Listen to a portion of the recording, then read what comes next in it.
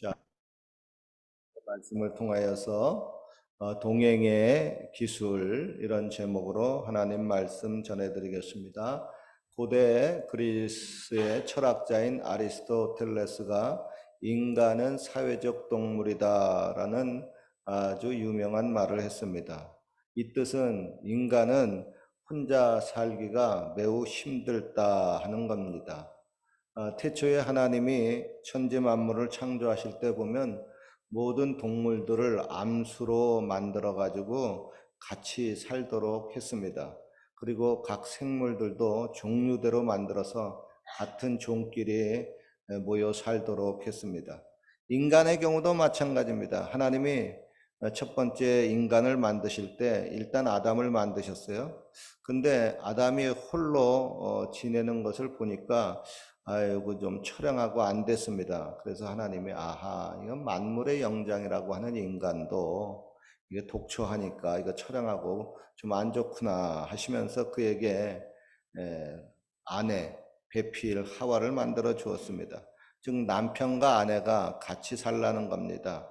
인생을 같이 동고동락하면서 동행하며 살라는 겁니다. 그것이 보기 좋다는 거예요. 그리고 인간도 다른 생물들과 마찬가지로 인간이라고 하는 같은 종류끼리 모여서 살도록 했습니다. 그러니까 아리스토텔레스의 인간은 사회적 동물이다라고 하는 말이 성경적으로 보면 딱 맞는 말입니다.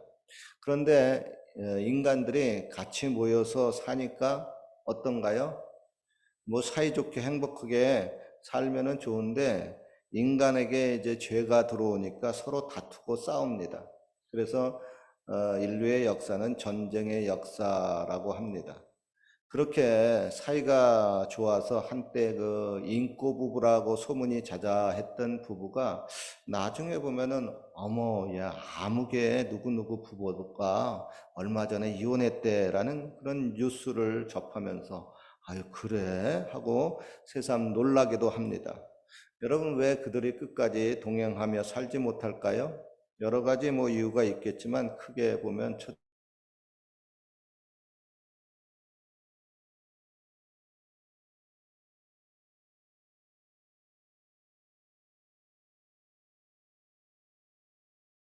첫째, 성격 차이요. 둘째, 배우자의 부정. 여러 모임에서도 마찬가지입니다. 서로가 사이좋게 동행하면서 살면은 참 좋은데 그게 쉽지 않아서 상당한 어려움을 겪고 있습니다.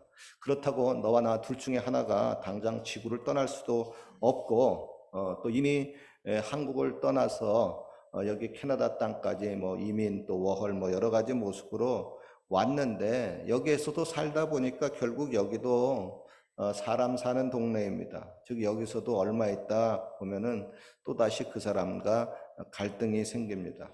그래서 사람 만나는 것이 좀 힘듭니다. 특별히 이곳은 외국 땅이기 때문에 어디 딴 데로 탈출하기가 만만치가 않습니다. 더더구나 캘거리는 더 그래요. 그래서 이에 대한 그 도피 수단으로 많은 사람들이 뭐 온라인의 세계에 빠져들어갑니다. 그곳에서는 누가 나보고 뭐라고 하지 않습니다. 서로 얼굴 볼 필요도 없고 갈등도 없습니다. 내가 그냥 기분 나쁘면은 그냥 탈퇴해버리면 됩니다. 그런데 여러분 아시죠? 온라인에만 푹 빠져서 살다 보면은 나중에 어떻게 됩니까? 술 중독, 마약 중독, 도박 중독처럼 온라인 중독에 걸려가지고 결국은 오프라인인 그 현실 세상에 적응을 하지 못하고 인생을 스스로 고립되어 망치고 맙니다. 얼마 전에 제가 한국의 뉴스를 보다가 한국에서 가장 거인인 최홍만 선수가 오은영의 금쪽 상담소에 나와서 상담하는 것을 보았습니다. 거기에 보니까 그 최홍만 선수가 최근에 대인기피증에 걸려가지고 제주도에서 5년간 은둔 생활을 하고 있다는 겁니다. 왜 그런가 보니까 사람들한테 상처를 많이 받다 보니 사람 사귀기도 어렵고 대화가 잘 안 된다고 털어놓았습니다. 즉 사람과 같이 지내는 동행의 삶이 매우 매우 힘들어서 병까지 생겼다는 겁니다. 이런 이유로 인해 가지고 여러 가지 그 TV 프로그램들이 있습니다. 그 중에 보면 나는 자연인이다. 그런 프로그램도 한국에 있어요. 그 프로그램 보면은 주인공들이 자연을 좋아해서 자연 속에서 혼자 살고 있습니다. 그거 보니까 뭐 편안해 보이고 제법 뭐 낭만적으로 보이기도 합니다. 그러나 그 이유를 좀 더 따지고 살펴보면 결국 인간이 싫다는 겁니다. 자연이 좋다는 겁니다. 왜 그래요? 왜긴요, 그 인간과 같이 동행하며 지내기가 좀 어렵다는 겁니다. 또 다른 프로그램이 있어요. 나 혼자 산다라는 프로그램이 있어요. 아니, 왜 혼자 삽니까? 왜긴요, 혼자 사니까 그게 좋다는 겁니다. 그게 편안하다는 겁니다. 다른 말로 하면 그 인간과 같이 동행하며 사는 것이 힘들다고 하는 겁니다. 여러분의 경우는 어떻습니까? 그 인간과 같이 동행하며 사는 것이 때로는 힘들지 않습니까? 아이고, 목사님, 때로는 아니고요. 항상 거의 대부분이 힘듭니다.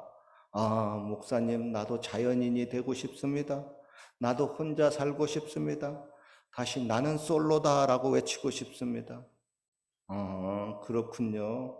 삶과 조율을 표합니다. 근데 여러분, 이 말이 어떻게 보면 좀 솔직한 말이기도 합니다. 성경은 사람의 본질에 대해서 이렇게 말하고 있습니다.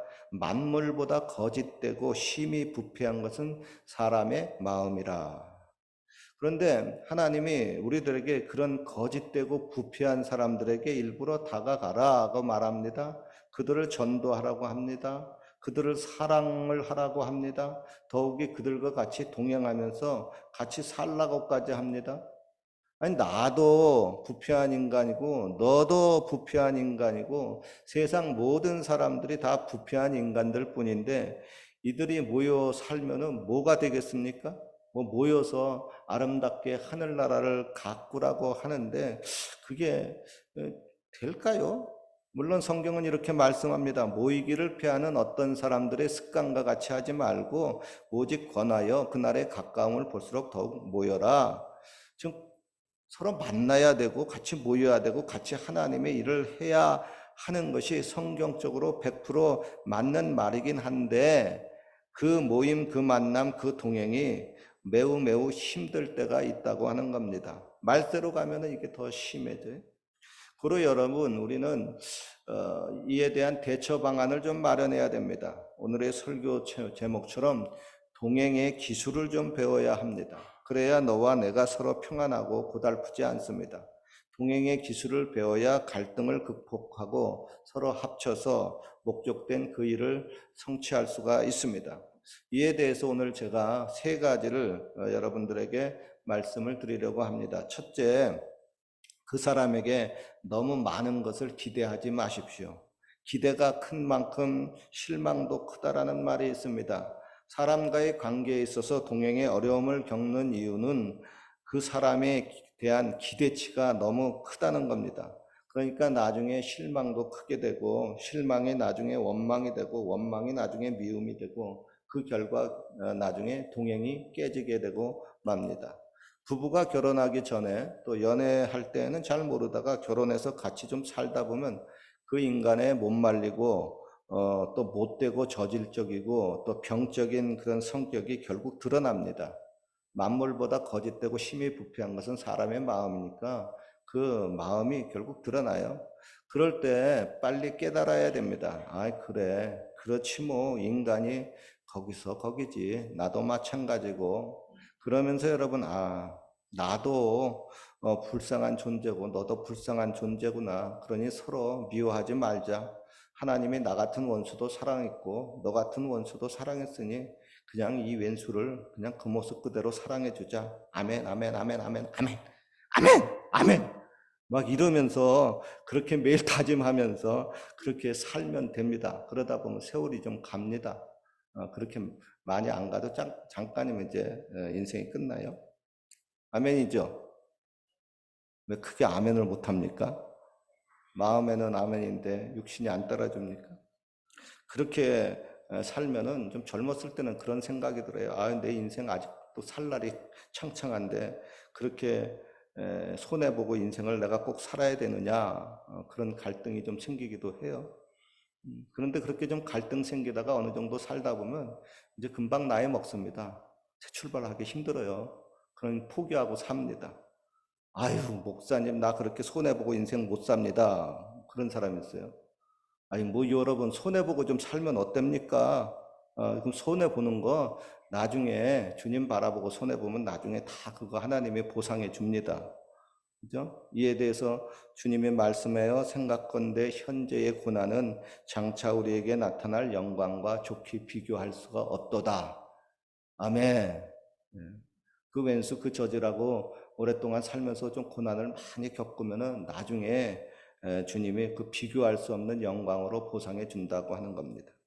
둘째, 여러분, 그들을 돌보는 것이 내 사명입니다. 찬송가 595장 1절 2절에 보면 이런 찬송이 있어요. 나 맡은 본분은 나 맡은 본분은 그 주를 높이고 문영원 구원 얻도록 잘 인도함이라.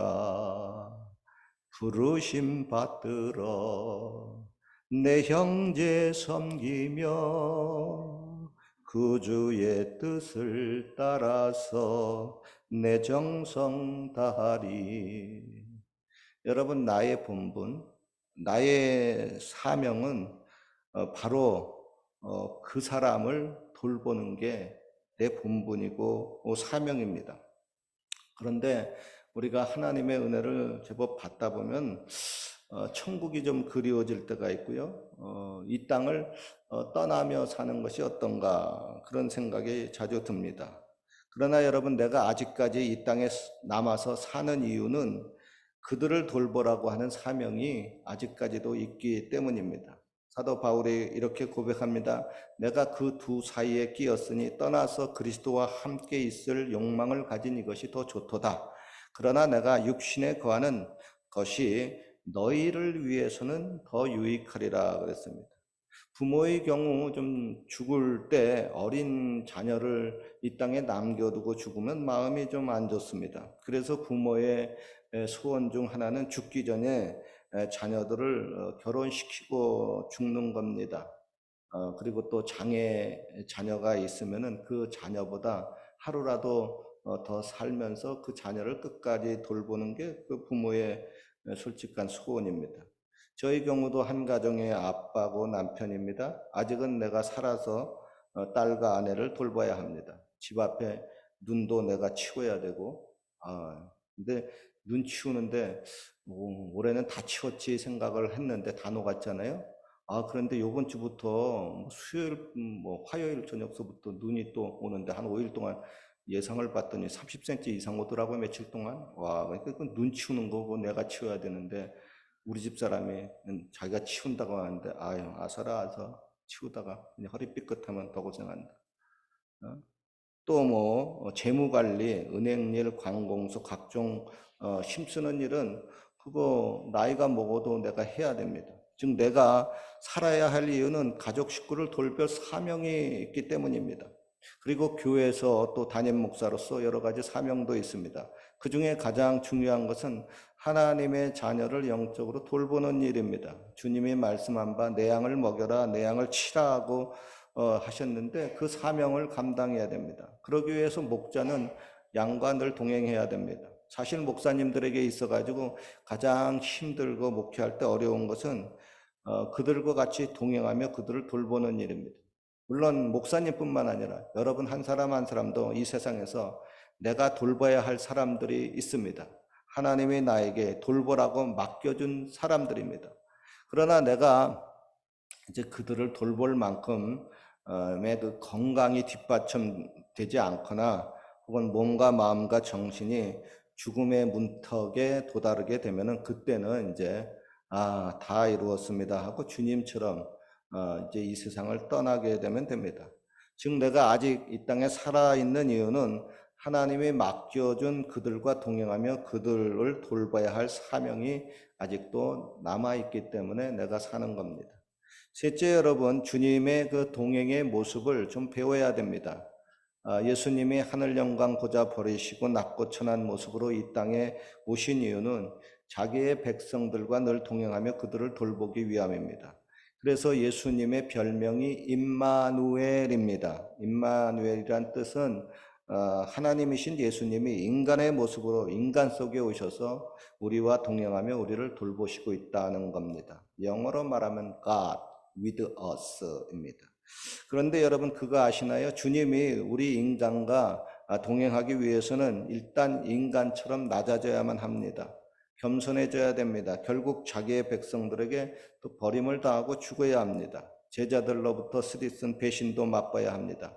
그리고 그 제자들을 다시 찾아가서 한 사람 한 사람 또 다독거려서 살려야 합니다. 진짜 피곤한 그 일을 예수님은 끝까지 죽기까지 하셨어요. 그리고 부활 후에도 계속해서 그 일을 하셨습니다. 그리고 주님이 이 땅을 떠나가시기 전에 아주 중요한 말씀을 하셨습니다. 오늘 본문이에요. 볼지어다 내가 세상 끝날까지 너희와 항상 함께 있으리라.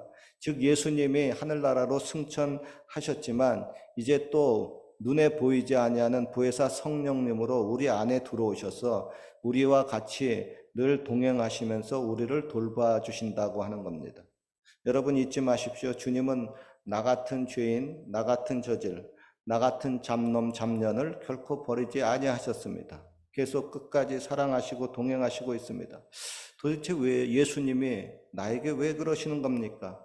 왜 그렇게 나에게 스토커처럼 집착을 하십니까? 내가 예수님께 무슨 유익이 있다고 예수님이 그러는 겁니까? 내가 나를 생각해도 더러운 쓰레기보다 더욱 악취나는 그 쓰레기 중에 쓰레기인데 고로 가까이 다가가기 싫고 그냥 더러운 쓰레기이므로 코를 막고 그냥 미련 없이 그냥 버리면 되는데 왜 예수님은 자꾸 나를 버리지 않고 나에게 달라붙을까요? 왜 나를 예수님이 그토록 사랑하시고 날 위해서 죽기까지 하실까요? 예수님 날 위해 죽으셨네. 왜 날 사랑하나? 예수님 날 위해 죽으셨네. 왜 날 사랑하나? 도대체 왜 나 같은 사람을 이렇게 사랑하실까요? 예수님은 부활 후에 자신을 부인하고 저주한 그 베드로에게 다시 찾아갔습니다. 찾아가서 야 이놈아 믿을 놈 하나도 없더니 너까지 나에게 그럴 수 있냐 하고 열받아서 따지지 않았습니다. 그냥 갈릴리 바닷가에서 배고픈 제자들에게 나타나서 그냥 손수 불 피우고 밥 차려 주시면서 얘들아 배고픈데 이리 와라 같이 밥 먹자. 지금 잡은 생선 그것도 싱싱한데 그거 가지고 와서 그것도 구워 먹자 하면서 그냥 그 모습 그대로 받아 주었습니다. 그리고 너희들도 내가 너희에게 한 것처럼 그렇게 하라고 모범을 보이시면서 내 양 먹이고 내 양을 치라 하시면서 그들에게 귀한 양떼들 그들을 맡겨 주었습니다. 즉 맡겨진 그들과 같이 동행하면서 너희도 나처럼 그렇게 그들을 돌보면서 같이 살라는 겁니다. 아무쪼록 여러분 주님의 그 동행의 모습을 본받아서 그들과 동행하면서 끝까지 사명을 잘 이어나가시기를 주님의 이름으로 축원합니다. 기도드리겠습니다. 주님, 때로는 동행이 힘들 때가 있습니다. 지구를 떠나고 싶을 때도 있습니다. 그러나 주님이 나를 버리지 않고 끝까지 동행하시는 것처럼 나도 그렇게 그들과 함께 동행할 수 있게 하여 주시옵소서. 볼지어다 내가 문 밖에 서서 두드리노니 누구든지 내 음성을 듣고 문을 열면 내가 그에게로 들어가 그로 더불어 먹고 그는 나로 더불어 먹으리라고 말씀하신 주님, 우리가 마음의 문을 열고 주님을 영접할 수 있게 해주시니 감사합니다. 앞으로 영원까지 내 안에 계신 주님과 늘 동행하게 하여 주시옵소서. 그리고 맡겨진 그들과 끝까지 잘 동행하며 그들을 돌아보는 사명도 잘 감당할 수 있게 하여 주시옵소서. 예수님 이름으로 기도하옵나이다. 아멘. 우리 찬양 부르고 같이 기도하겠습니다.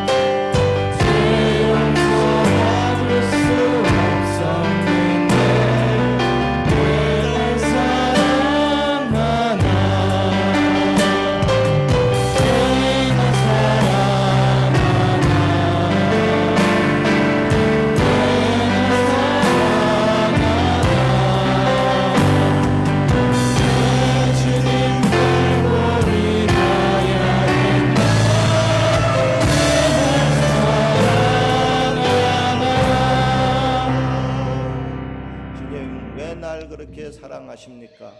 그 물음에 다시 한번 생각하며 주님께 같이 기도하겠습니다. 할렐루야.